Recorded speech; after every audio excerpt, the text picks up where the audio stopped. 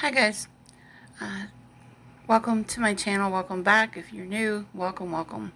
So it's Saturday. I just wanted to get on here to give you an example of the kind of messages that I receive on a daily through my narcissistic abuse recovery group on Facebook. It helps to know that you're not alone when dealing with this. And I'm holding my phone. I apologize. I need like a long tripod or something for when I do this. This one, and I don't want to show you the screen because obviously it will have their names and in some cases their pictures.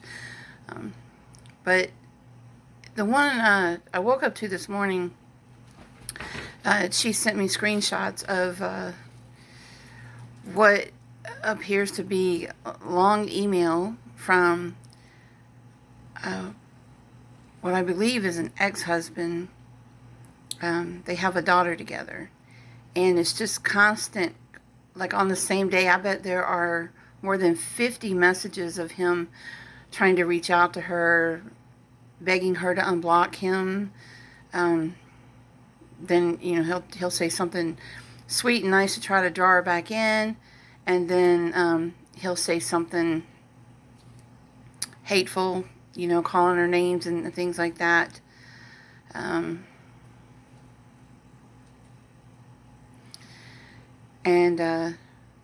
he sent her this really long email as well. So she sent me this, and on her, I usually follow up and look at their Facebook pages, their profiles, because I got to be careful what I'm getting into as well.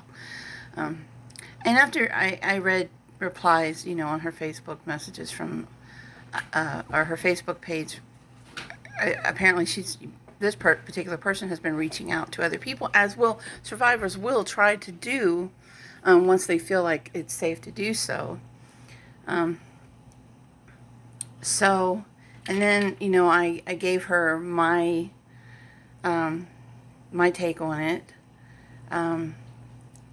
letting her know that yes, she is in a very toxic situation. I can't tell anybody what to do, but I definitely recognize the gaslighting that's going on in those messages that he sent to her. Switch. And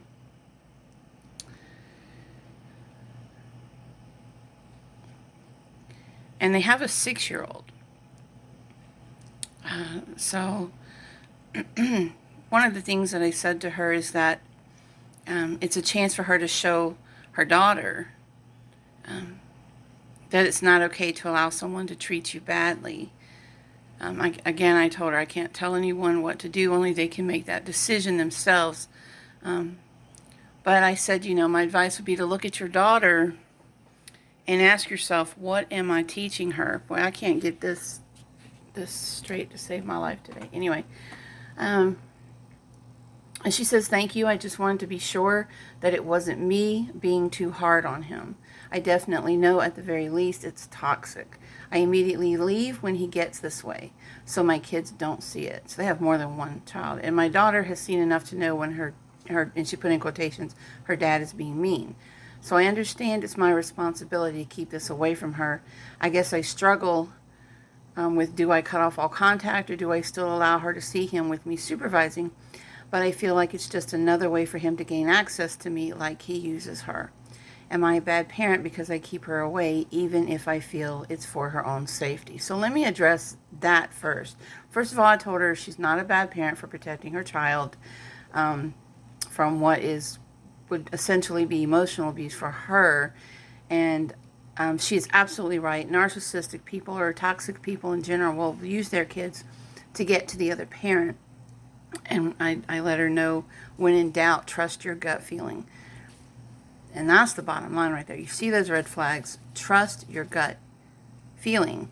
One of the things that I'm going to do probably, hopefully not too long of a video on is how do you deal with narcissists when you are a parent, when you share children with them. That makes it a lot harder because it's not like you can just cut them off unless you've got sole custody. But if you share custody or you have to deal with them, here's my advice. And this is kind of the go-to. Give them one form of communication to stay in touch with you. That communication it's preferably email, because then you can, just keep the transcript and create a folder specifically for all those emails. And you have a written transcript of everything that has taken place and has been said. Let them know that communication is restricted to talking about the children only, arranging visitation, whatever, pick up, drop off times, have something like that in writing. But let them know that it's not any communication that is about anything other than the kids is prohibited. It's not, you won't respond, you ignore all of those emails. The only communication you should respond to are the ones about the children. So that's how you deal with that if you are a parent, and you have to deal with having joint custody in that. But other than that, you cut them off from your phone, from your social media, block all of those. They get one form of communication, and preferably it should be like an email you create specifically for that purpose. You don't use it for any other purpose. You don't give it to anybody else. Only the person that you need to communicate with about your kids. And that's it. Don't use your regular personal email or work email. Create an email specifically for that purpose. Oh, excuse me. I have men asking to join this group. One of the groups is private. Some people just prefer to remain, private. They, because they know that they're being watched and whatnot. But the larger group is public, and I have men joining since the Johnny Depp Amber Heard case. I have had a slew of men joining. It's actually what pushed it over 6,000, as a matter of fact, because they're coming forward, with their problems, and talking about it. Let's see, I'm going to find you another one. I want to be careful about what I share. This one has been ongoing. Some of them are ongoing, like for a while, and I keep in touch with them to make sure that everybody is safe.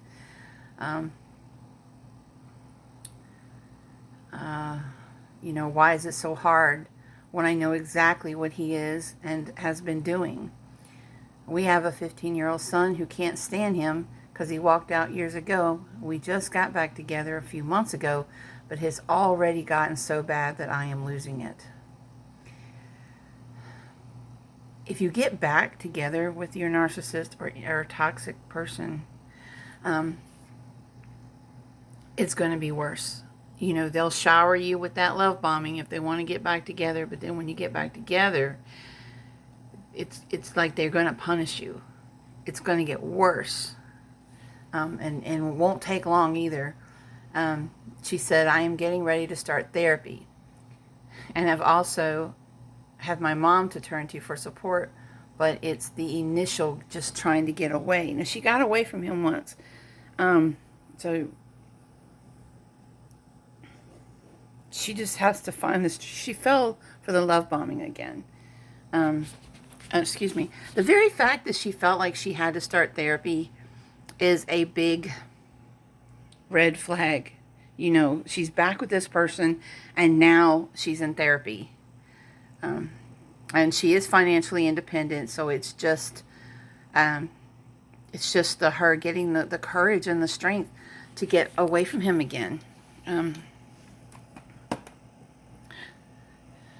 So I didn't want to make this long, but I had wanted to just let you know, you guys, you're not alone. I get emails like this and messages like this every single day, and I try to get through them all, and I do get to each and every one. It just sometimes it might take me a few days. So if you have sent me one and I haven't gotten to it, just I'm working through them because I don't want to be that person that is just trying to build up, followers or whatever. That's not. I'm actually doing something that means something to me because I've been there so many times. This one, it's been a month of no contact and I've been constantly thinking about him, but I'm tired and want to let go. I have been constantly talking about the abuse for a month, and you'll talk about it till you're exhausted from it. I want to concentrate on my studies again, and this was a really good thing for me to hear her say, because it shows that she's breaking free of the hold that they have on you. I cried so much, even stress about narcissism got me fever and headaches. It will affect your health in a big way. I have never been hurt so much in my life. I even refuse to eat or stress is too much. I get angry easily, and I am bad-tempered towards other people, and I hate that. The life used to seem like a prison, but I know I will be okay. But I want to move on. I have been too much reading about it and discussing about it. I want to let go. I just don't know if thinking I was wrong would stop my healing. I just don't want to repeat my mistakes again. I don't want to go back to him. He was not the person he pretended to be. How many of us, including Johnny Depp, how many of us have said that? They were not the person we thought they were. They were not the person that they pretended to be. They did not exist. That person that we thought we fell in love with was never real. And she goes on, she does a lot of blaming herself, this one does. She doesn't know how many months she's been talking about it. From March, he started to abuse me because of the lockdown. Oh, man. Guys, I'll tell you something. During the COVID lockdown, I got, when people were in their homes, and I got more messages during that time. I mean, those really ramped up because they were locked in with their abuser. This one is from another country, and it's from a country where they literally were locked in there. They couldn't leave their home. So she was inside with her abuser, and my heart just, and still, aches for her. She said, I started constantly talking to him. I had healed after a month, but people used to tell me it takes years to heal, or many months. So I went back to stress and overthinking. Even if it was 8 months or 4 months, I was okay, but people's opinion brought me back to stress. Guys, even my opinion. You've got to trust your gut. Trust those instincts. You have them for a reason. Don't even think, well, Miss Dreama said I should do this, so that's what I got to do. No, you don't. You do what's best for you and your family and what will best move you forward. I think before March, he was too negative, but I started getting hurt from March, then blocked him on July. Does this factor affect healing? So this is my reply to her, or was my reply to her. This was from 2020. Will you blaming yourself stop your healing? Yes. Wanting to concentrate on you is a good sign that you are healing. The reason you are short-tempered with people, sorry, my sinuses, is because your BS meter is on high alert. Everybody to us is a potential toxic person that, our trust, we have trust issues. So your BS meter is on high alert after this kind of abuse. It's going to be for a long time. Sometimes it's best to not study so much about narcissism. It might only prolong your torture. That's why you'll see me take a break sometimes from talking about it, doing the videos about it. Even the Johnny Depp Amber Heard trial has triggered me, and sometimes you have to, that's my robo thing. Please ignore that beeping. The battery died, and so now I've got to manually go put it up. Okay, now, so yeah, sometimes you need to take a break from reading about it and talking about it. It sounds to me like you have identified your issues. This is my response to her. And you're ready to rebuild your life. I applaud you for that. And this is my response to you as well if you're feeling similar to her. Do not allow others' opinions to slow down your healing. You must do what's right for you. The fact that you have blocked him is a good thing. Remain no contact and keep rebuilding your life. And then I let her know to continue to stay in touch with me. And I actually have not heard from her in a while, so I am going to need to reach out to her. And then there's one where suddenly he was diagnosed with diabetes, and there's guilt because she feels like she needs to stay with him for health reasons. And then it just goes on and on, from there. So that's just a few of from the messages that I get. And I just wanted to share because it is important to know that we're not alone. Sometimes we start to think, am I crazy? We start feeling like we're the crazy one. And that's what they want you to look like. They want you to look like you're the crazy one. And you're not. You're not. A lot of times people will reach out to me because they need to know that they're not imagining it all. Because that's how it does feel at first, doesn't it? Man, what I wouldn't give to be able to interview Johnny Depp. And yeah, that's not going to happen, I'm sure. But because, we went through it at the same time. And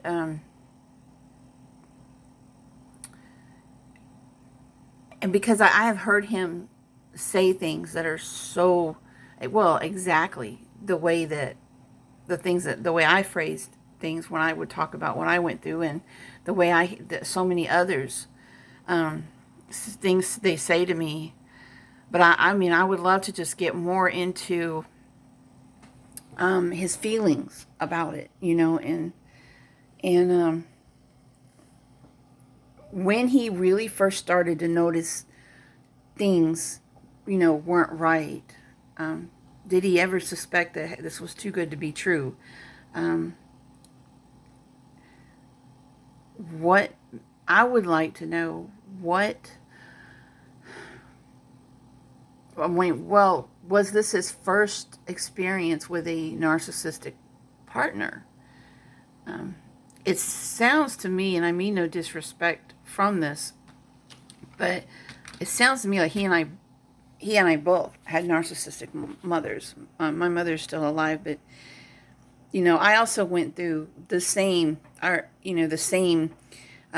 name. My mom actually, when I was in the 5th grade, I don't know if I ever told y'all this. It's in my book, I think. She put me on this crappy diet. It was called the Metrocal diet. It was this stuff that came in a can. Younger people won't remember this, but it smelled and tasted like dog food. Looked like it too. It was just disgusting. And for some reason, I wasn't even overweight or anything then, but I became so after that because my dad started sneaking me food, and it backfired. And she would leave us all the time, like almost every year she'd leave us and come back, leave and come back, leave and come back. My dad always took her back because I guess for us, I don't know, he really did love her, I suppose. Back then, I'm sure no one had ever heard of narcissism, if at all, if rarely. So, I mean, it's hard to talk about your background. Try not to get the glare on my glasses in here. I got to get the anti-glare ones. It's hard to talk about it sometimes. He's been very open with us all. Again, like I said, this is why I follow him. This is why I'm supporting him. Not because he's Johnny Depp, the superstar and whatever, but because he's a human being that I am relating to, that many of us are relating to, because we have been there. We have shared experiences, whether from childhood or from being abused by a partner. We have those shared experiences. He has a tougher job because he's a man of trying to prove that it happened. We all know it happened. I mean, really, the world knows now. It's, kind of hard not to believe him at this point. I don't know how anyone could not believe him at this point. I've seen so many Amber fans who believed her in the beginning, who are coming on Twitter saying, I used to support her, but now after hearing and seeing things for myself, they're like, I'm supporting Johnny Depp. They're turning because once you see the evidence, it's you can't not support Johnny Depp. It's the right thing to do. But man, what I wouldn't give to just sit down with him and just, ask him some questions that maybe, some tough questions that maybe he hasn't talked about with the public. It's not going to happen, but just because I've been there, the day to day, even what we're hearing in the recordings and seeing in the pictures, I promise you, that's just the surface of it all. That does not even the moments that aren't recorded, And so I'm really sorry that he went through that. I'm sorry for any of you that have or are going through that. I thank God that he pulled me away from it. And finally, I listened and I stopped going back to those kinds of situations. For a long time, it's all I knew.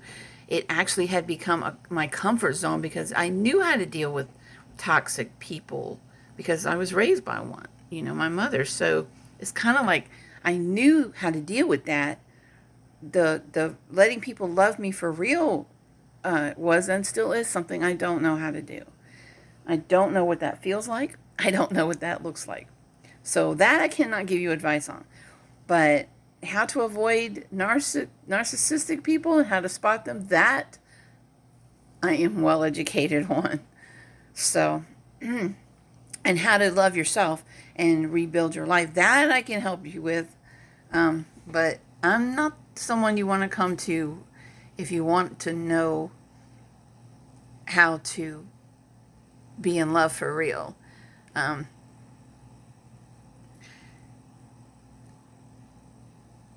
I can tell you that it starts with loving yourself and knowing yourself, finding yourself again. Beyond that, I'm not there yet. I've thought I was many times, but I'm not there yet. So I'm going to wrap this up, guys. If you have any questions or comments about narcissism, if you're in a situation, feel free to reach out to me, whether through my email or the Narcissistic page. All the links are in the description box. God bless you guys. You guys take care of yourself. It is really hot here in Central Virginia this weekend. The UV, it says, is really high, so I'm going to be in this weekend. I don't think I'm going to do anything, but I'll stay in and work on my studies. You guys take care. Love you. God bless. Stay safe. Stay strong.